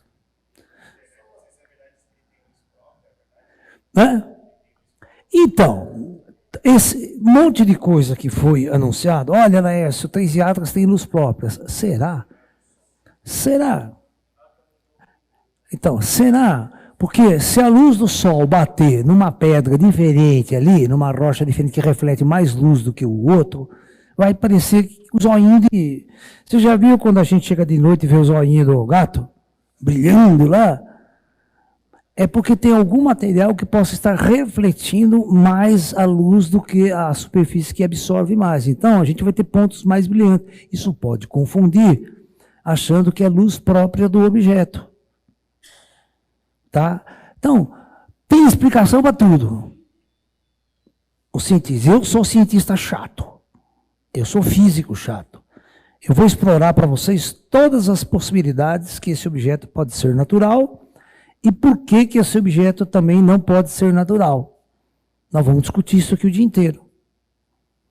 Tá? Então, primeiramente, nessa primeira aula de agora da manhã, vamos explorar todas as questões astrofísicas que pode. Você falou, pode ter luz própria, professor? Nenhum objeto natural tem luz própria. Mas ele pode ter índice de refração e reflexão totalmente diferente na sua estrutura. Entendeu? Vamos supor que ele tem uma pedra muito espelhada lá. Bate a luz, ele parece que ele está emitindo luz do Sol. Mais do que outras áreas dele. Né? E não existe motivo nenhum para uma nave interestelar ter luz própria. Ela vai acender o farol para clarear o quê? Gente, farol alto, você sabia que luz no espaço não serve para nada, não clareia nada? Você está entendendo que a 250 mil quilômetros por hora, não dá tempo de você desviar o negócio. Assim. Se uma rocha na frente, a porrada dá certo. Ou seja, não adianta acender uma luz, brilhar, vai iluminar o quê? Né? Então, falar todo mundo fala, mas provar é esse o ponto-chave da questão. Laércio, né? Ele tem um campo de força, tal, tá? Já detectaram até antimatéria. Então tá discutindo que tem antimatéria, filho da puta. Antimatéria, e fudeu, né? O que pode criar uma antimatéria? Não pode entrar em contato com a matéria, que ela explode. Se a antimatéria for detectada naquela merda, nenhum objeto material do nosso sistema solar pode entrar em contato com aquilo que vira uma explosão nuclear. O lance é o seguinte, não existe foto real, tá? Todas essas fotos são com filtros e elas são feitas pelo computador. O computador é tudo CCD. Hoje em dia ninguém olha no telescópio mais. Vocês têm que entender que ninguém olha no telescópio. Hoje é o seguinte, você constrói aquele puta equipamento, a luz vem, passa por uma câmera fodida, e essa câmera já direto para os computadores.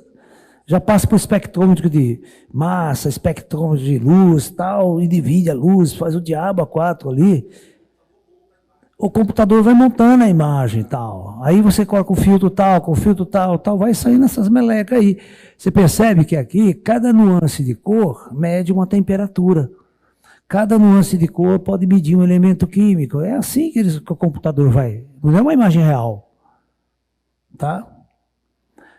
Tudo é processada. São imagens processadas. Porque o que eu vou olhar? Não vou ver nada, vejo uma bolinha de luz. Então, se eu quiser informação a mais, eu tenho que fazer essas pesquisas. É.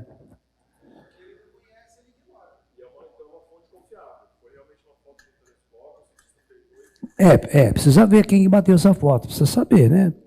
Porque tem muito telescópio no mundo tirando foto. O maior telescópio do mundo hoje em funcionamento no solo é o Alma Vera, que a gente faz 2 meses que a gente inaugurou no Chile. Ele tirou foto, ele já foi para cima do IATAS. É a melhor imagem, nem o James Webb tira foto igual a ele. Porque ele tem 16 metros de diâmetro, cara, o espelho. É um negócio absurdo.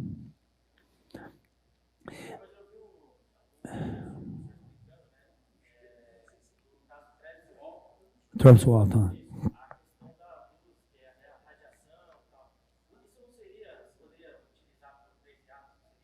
Em que sentido? Eu não estou entendendo.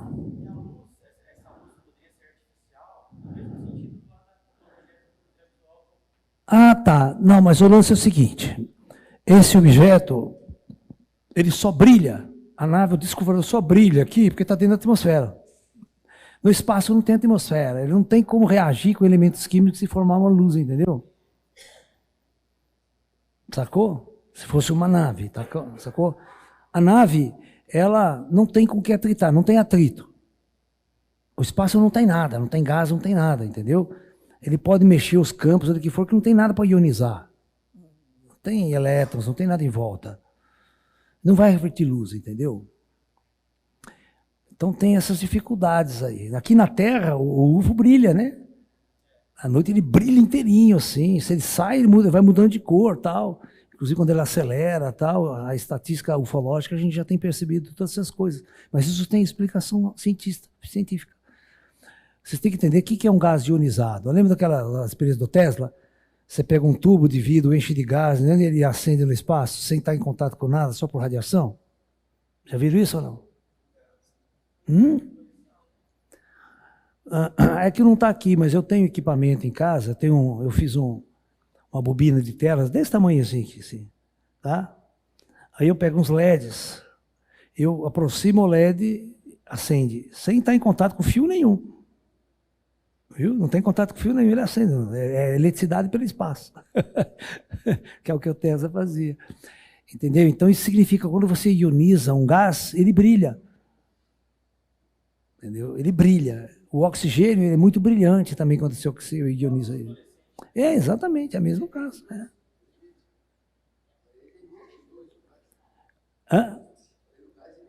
O gás emite luz. O gás emite luz. Né? Então, todas essas questões a gente tem que levar em consideração. Não tem que ficar afirmando que é um objeto, sabe, é ET. Aí você teria que se perguntar por que uma raça extraterrestre avançadíssima colocaria um objeto nessa órbita? O que ele estaria medindo que ele já não sabe sobre nós? Principalmente quando a gente encara o ET como uma entidade espiritual. Ele pode entrar aqui, andar aqui, medir tudo que quiser, vai embora, ninguém nem viu ele. Então a gente vai ter que começar a questionar uma série de coisas. Né? Você tem que entender que todo esse pessoal que está falando isso são materialistas, são pessoas que estão tendo uma visão material do objeto e achando que o ET é igual ao Star Trek, que está vindo numa nave camuflada para explorar o nosso sistema solar. Para impedir que nós identifiquemos ele como uma nave extraterrestre. Ele vai passar como se fosse um cometa. Então, esse discurso é feito aí também. Tá? Então, nós temos que ter muito cuidado ao avaliar esses objetos. Porque vai vir mais, tá? Está entrando, e agora nós temos tecnologia. Nós estamos com tecnologia, já descobrimos mais de 6.000 exoplanetas. Mas presta atenção, a gente descobriu mais de 6.000 exoplanetas, mas nós nunca fotografamos um exoplaneta. Nós estamos começando a tentativa de fotografar exoplanetas. Laércio, então como que eles foram descobertos? E aqui mora o perigo. Nós descobrimos por metodologia indireta, que é oscilação na curva de luz e oscilação gravitacional da estrela.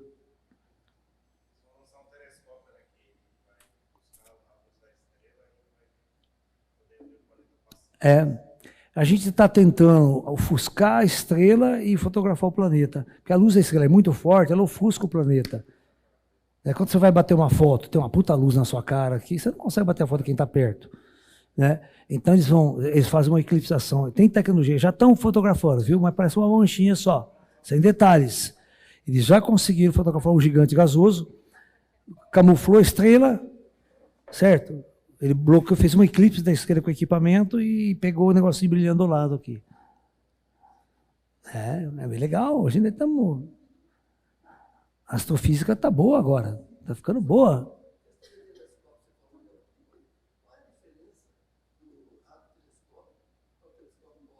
Lá, é uma boa pergunta. Everything I want. Né? Então vamos lá. Essa pergunta é muito boa e merece esclarecimento a todos vocês. Então vamos lá.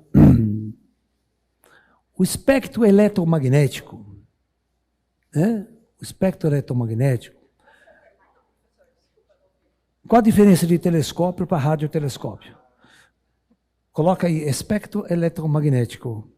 É mais fácil explicar uma imagem muito boa da internet do que eu tentar desenhar na lousa. Isso. Pode deixar imagens.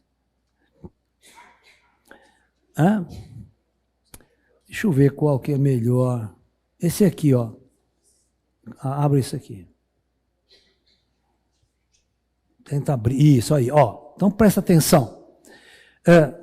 O espectro eletromagnético, ele parte desde frequências muito baixas, olha, desde frequência 10 Hz, né? Ó, 10 ao quadrado, né? 10 à quarta, 10 à sexta. E a onda é muito longa quando a frequência é baixa. Né? E quando a frequência vai aumentando, o comprimento de onda vai diminuindo. Então, veja bem, quando nós chegamos neste ponto infravermelho e ultravioleta, você vê que essa faixa aqui é a faixa de luz que a gente vê, lá, luz visível. Então, os telescópios ópticos só vê essa faixa aqui de frequência. Só enxerga essa faixa aqui. Tá? Mas nós temos todo esse espectro aqui que a gente não olhava. Então, os cientistas fizeram aquelas antenas gigantes para detectar essa faixa aqui. Então, os radiotelescópios vão vasculhar essa faixa aqui de sinal que vem do céu. Os telescópios de lente, espelho, tudo, vão pegar a faixa de luz. Mas nós temos telescópio para o infravermelho, com filtros específicos para só ver no infravermelho. Temos telescópios e equipamentos para o ultravioleta. E temos telescópios para detectar raio-x e raio gama, que não são visíveis. Eu posso investigar uma fonte de raio-x, que vem do espaço, eu analiso, estudo, tudo mas ninguém tira fotografia disso. Sacou? Então, por isso que o radiotelescópio, aquelas antenas gigantes, como a onda é muito comprida, eu tenho que fazer ele grande. Porque a quantidade de onda que vem de energia é baixa. Agora, esses telescópios aqui já podem ser menores, porque a frequência é muito alta, tem muita energia. Sabe? Entendeu? Então, no radiotelescópio, a gente escuta as estrelas.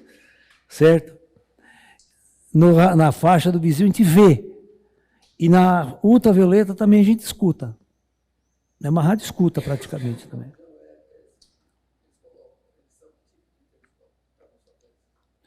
Os satélites, tem todo tipo de satélite. Nós temos satélite para pesquisar só raio-x, nós temos satélite só com detector gama, nós temos satélite só com ultravioleta, entendeu? E a gente manda o satélite para investigar o espaço na frequência que eu quiser. Mas ele tem que ser projetado para aquela frequência. Entendeu? Nós temos telescópios que a gente colocou para ver só observar o Sol. Ele fica monitorando o Sol 24 horas por dia. Nós temos um objeto agora que a gente fez ele passar muito perto da coroa solar. Para a gente estudar o Sol. Mandamos uma sonda, mas é perigoso, porque é muito quente, certo? Então, geralmente a gente não faz ótica, porque não tem que ver no Sol. A gente quer estudar a radiação que sai, né? E a radiação que sai é em todas as frequências aí que é mais interessante estudar. Mas radiotelescópio a gente escuta. Tá? Isso. Ou potente onda de rádio. Né? Porque o Sol ele emite tanto luz quanto onda de rádio. Ele emite onda de rádio também, o Sol. Emite partículas, emite elétrons, ele emite núcleo de álcool, emite um monte que está em reação nuclear lá, né?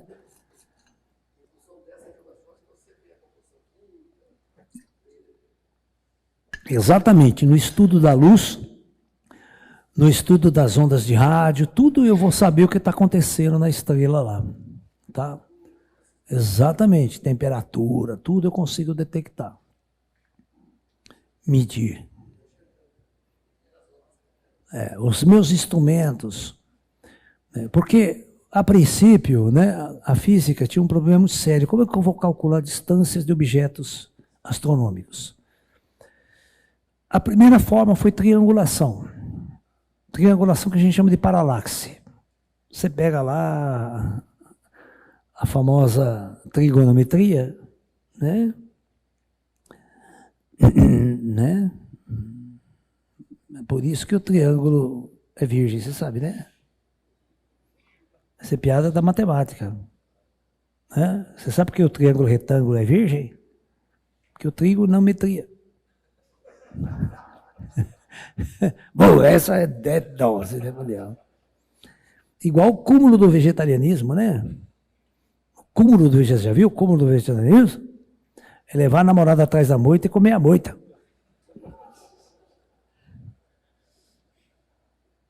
E o cúmulo da química?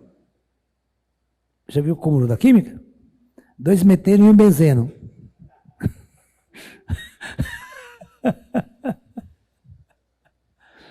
Tem essas coisas na aula de cursinho. Na aula de cursinho a gente inventa tudo isso. Para zoar com os alunos. Oi? Sinal WOW? Então, agora os caras estão descobrindo. Tem uma nova teoria. Tem uma nova teoria do sinal WOW. Alright? Thank you very much. Eu vou ver se essa semana eu gravo. Lembra aí da nova teoria do sinal WOW, para a gente discutir ela também com os alunos. Sinal WOW. Aí o radiotelescópio, se for em radiotelescópio, lá em 70 e pouco, eles ficam tentando ouvir as estrelas, ver se tem alguém mandando mensagem para a Terra. E até hoje não vem, só vem chiado. Sabe o que é chiado, né? Você liga o rádio fora de estação, fica aquela merda toda. Aí de repente um cara fala, oi!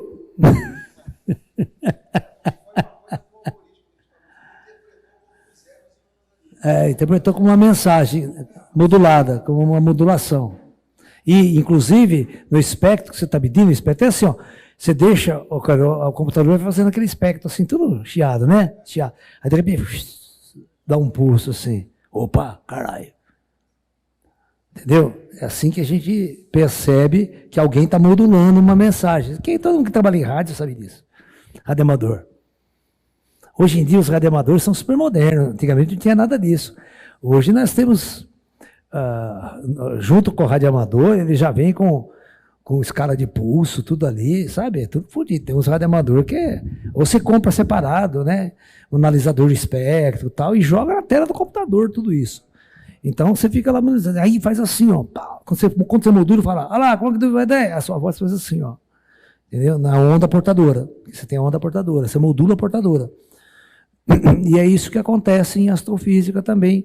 O cara fica ouvindo isso aí 24 horas por dia, monitorizando pelos computadores. De repente, em um, dá um pulso. Alguém modulou. Algo modulou essa portadora. Então você precisa ver se tem alguma mensagem, se alguém falou, se tem voz, se tem música, alguma coisa pode ter vindo. Entendeu? Esse é o ponto-chave. Então, o radiotelescópio faz isso. Estuda fontes de rádio.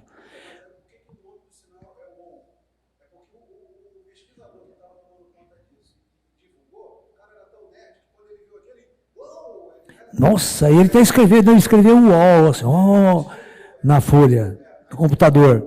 Na folha do computador. É. Mas só que esse sinal foi curto e parou, nunca teve repetição. Nunca mais se repetiu. Vai ver que é um aluno, né? Apertou o botão errado. Estagiário. Então é isso, vamos fazer um intervalo, daqui a pouco a gente vai para o almoço, tá? E à tarde a gente continua com a discussão, tá bom?